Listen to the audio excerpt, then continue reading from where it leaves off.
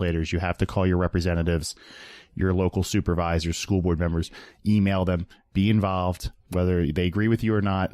They have an obligation to listen to you.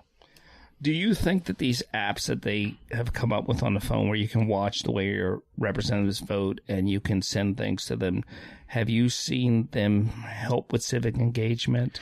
It can be helpful, especially the part of how they're voting. But I think, when it click here to send a text message to your representative, the representative is going to get 150 of the exact same message, the exact same text, literally just to fill in the blank of the name. Well, that's not effective because eventually those just become white noise in an office. Kate Harper said she still likes handwritten notes. That's what she goes for first. Handwritten notes, emails, any of those things but if it's coming from the person, not my employer told me to send this email out, or my person over here, my next door neighbor told me to send this out, and they forwarded, essentially a chain letter. Those are less effective than this issue affects me because ABCD. And I would hope that it would change because of that. When you get personalized, whether it's email, written, phone calls, carrier pigeon, however you get it to them, as long as it has a personal touch. And it's important to contact your representative because we will get emails or letters from all over the state. Tim's viewpoints may be different from the constituent in Potter County. Right. It's just going to be the nature of the business, and they're not anywhere near where we are, and they're less likely to get any kind of action. Yeah, and he can't know every demographic, and Pennsylvania is diverse. It's diverse. It's very diverse. It's even from one side of the county to the other. Montgomery County in and of itself is just as diverse as the state. Well, and you can go down to Philadelphia where you can cross blocks and cross multiple neighborhoods. It gets more micro as further you go down. What's the best part of the job? Helping people. One of the services we provide for senior citizens is the property tax rent rebate program, which for seniors who qualify based on income, they can get a rebate on their property taxes. And I always say that's my favorite part of my job, constituent service, because it's the only time I can actually get money back to people. What's the hardest part of the job?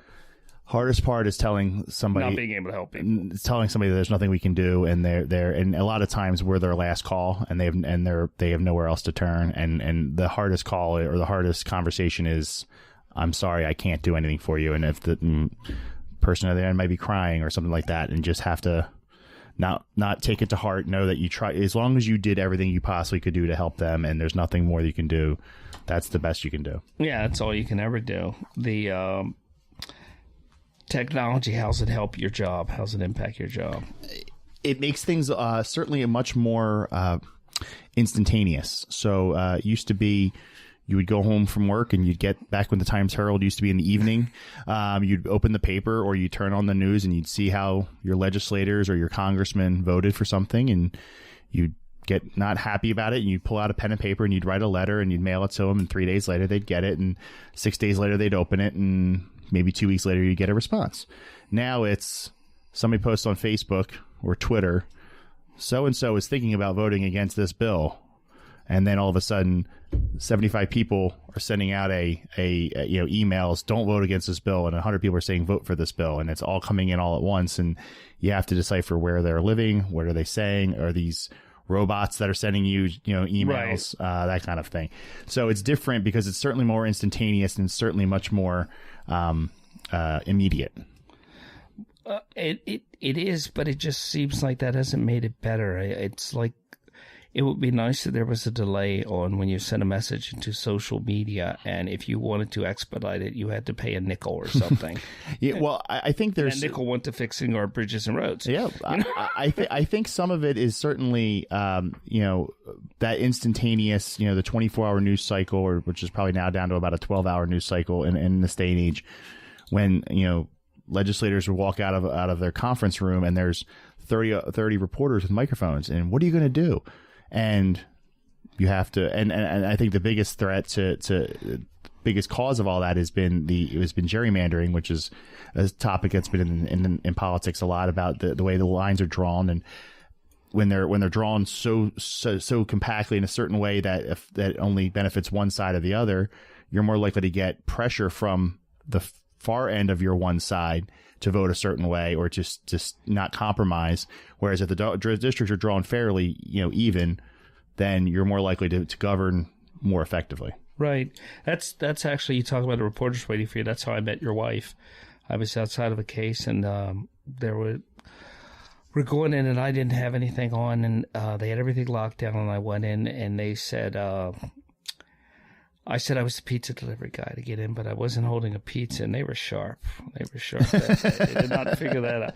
And I chose to talk to one guy because I discriminated, because he's the old guy I'm used to seeing on the news, and he wasn't coming after me like a ravenous dog. Your wife let the pack wear themselves out at me, and then she kind of faded back, and then strategically she attacked when I thought I got through the gauntlet. And I told her, I said, I gotta get out of here. If you want to talk, then find me and I'll talk to you. And she did. She hunted me down like I owed her $5. She is very good at what she does. And yes, she is. And it's funny you mentioned you met her when she was on a story. That's how I met her too. She was covering a story for back when she was a sports writer at the Times Herald back in 2000, and she was covering an Upper Merion sporting event. I was doing the broadcast, and so we were in the gym a lot at the same time as an Upper Merion volleyball game, which is a team that I'm very close with. They've done very well over the years, and we started talking, we started dating, and been together ever since. So, there you go, and happily together. Very happily. You guys are one of the few really happy couples I've seen in years. That just I see people that think they're happy couples, and you just shake it. You guys really enjoy each other. We absolutely do, and I enjoy her probably more than she enjoys me. But she puts up with a lot with me, especially because of I didn't get really into politics until after we were married, and I joke with her that I wonder if she knew what she was getting into, would she have had second thoughts? She says she doesn't, but a lot of nights not at home, and a lot of times of the year where I'm not around or not paying attention to her as much as I should. Absence makes the heart grow fonder. I keep telling her that. She doesn't always see it that way. But what do you think makes you good at the job? First things first, the fact that I have almost carte blanche to do what I love to do, to help my community, to serve my community. The fact that my wife, Katie, is 100% behind me and supports me, allows me to go work on all these different projects. That, and being in the community I grew up in, I was born and raised in Upper Merion, so I live in the house. I bought my house from my parents in 2003, so I've literally never lived anywhere else. They give you a good price? They did. Not one of those $1 deals, unfortunately. It wasn't that great of a price, but it was a good price, certainly. I see a lot of people now. It used to be it was just like you would get the $1 deal, mm-hmm. And now when you ask people, they say, "Yeah, they could have done a little better." I was fortunate. I have an older sister who lives up in Boyertown, who's been one of my best friends my whole life, and she was taking care of my parents at the time. We moved them into a condo in Schwanksville, and they needed to be able to pay for said condo, so they had to sell the house for a certain price in order to have a place to continue to live. So that's why it worked. It was still a very good deal, so I can't complain. You're a lifelong resident of Upper Merion, and I'm told that you have a bunch of pet peeves. He's staring at my list now very nervously. I do have quite a few. A lot of them are traffic related or driver related. How do you feel about U-turns? Oh, you must have talked to my wife about this one. For anybody out there listening, if you ever make a U-turn at the intersection of 202 and Brandywine and you see me there, I will turn purple screaming at you. Mainly because there is a legal place to do it on the other side of the road, and people just seem to ignore that. So that is a huge pet peeve, especially because the near accidents that happen at that intersection all the time. I was always raised, if you're in the wrong lane, just go to the next light, turn into a parking lot, turn around, try again. Right. Don't inconvenience everybody, risk safety. Or just I'm gonna come over, cut over 3 lanes and make a U-turn here because my GPS is telling me to do that. Use some common sense, pull up ahead, turn off into the hotel, turn off into the Acme, turn around, regroup. And there is some universal law that says if I'm making an illegal U-turn, I cannot use my turn signal. Right, right.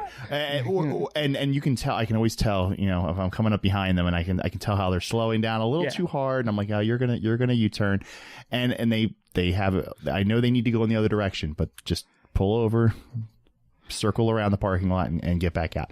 That and the confusion between wait for green, no turn on red, and right turn signal. Only one of those three signs means you cannot turn on red. Right. Wait for green does not mean no turn on red. So if it says wait for green and you're not turning on red and there's no cars coming and I'm behind you, I'm going to politely let you know that you should be turning now. Do you use your horn? Not always. It depends. If usually I do a little beep beep just as a reminder, and if they're not budging, I usually drop it because clearly no amount of honking is going to change their mind. I don't want to contribute to the road rage issues in this country, so I usually just a little tap, and then I'll just. I like to do the beep beep, but I'm a firm believer that horns need a volume switch. Yes. There's times where I need to be able to blare it, and there's times where I just need to be like, "Excuse me, could you move it along, please? Thank you." Yeah. And also when you want to let a pedestrian cross and you beep and they get scared because you think they're beeping at them for being in the way, and I'm like, no, I'm letting you go. There needs to be maybe a dial on the dashboard. Yeah, to ramp it up, like the dimmer on the dash. Exactly. For the horn. Exactly. You know, and maybe a second horn that you can activate in certain, certain instances. When you're going up against a tractor trailer, you have to elevate your gain. And I'm told that you are a bit of a directional wizard, that you are not a GPS man. You like to go old school. I am very old school. I have been interested in roads and where roads go since I was a child. My mom always, God rest her soul, always joked when I was a kid that I'd come home from a field trip, and the field trip how was the Franklin Institute? Oh, in second grade. Oh, it was great. But we went down the expressway, and you know how they're rebuilding. This is in the 80s, and they're rebuilding the expressway. And the exit used to be on the left, and now it's on the right. And my mom's like, you're 7. How do you know which side of the exit's on? You've never been behind the wheel of a car. Oh, I remember when we went to see someone's. And then on the way back, it was great because it was on the right, and now it's on the left. They completely And I'm noticing, how was the museum? Oh, the museum was great, but it doesn't matter. And I used to absorb all that. I used to get road maps as a kid, and I'd have relatives call me when I was a kid asking me where to go. Oh, okay. So you're your own GPS. Yeah, exactly. What would you tell people about your job and about your office that you would want them to know, that so you could better serve them, that they don't understand? Understand that we're just people who go home every day, and we're not magicians, and we do not have the ability to wave a wand and make everything better as much as we'd like to.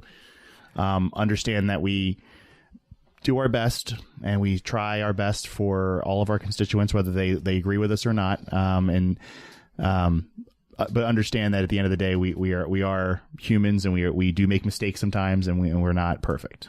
That's what I think people don't realize. I think people don't realize too often in any elected capacity that you're not elected to serve just the people that voted for you or just the people that like you. You're to serve everyone. The number of times people call and say, "Oh, but I voted for Tim." Well, you could say, "I didn't vote for him, but I'm still going to serve you because that is my job.